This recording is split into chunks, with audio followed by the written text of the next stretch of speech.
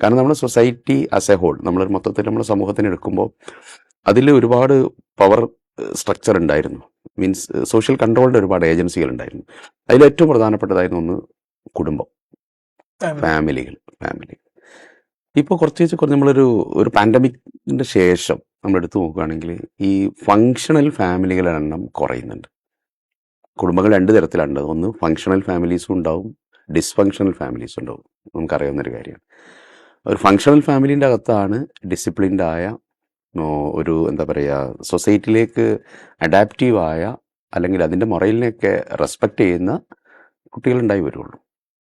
അപ്പോൾ അത് ഫങ്ഷനിങ് അല്ലെങ്കിൽ സൊസൈറ്റീൻ്റെ ബേസിക് യൂണിറ്റാണ് ശരിക്കും ഫാമിലി.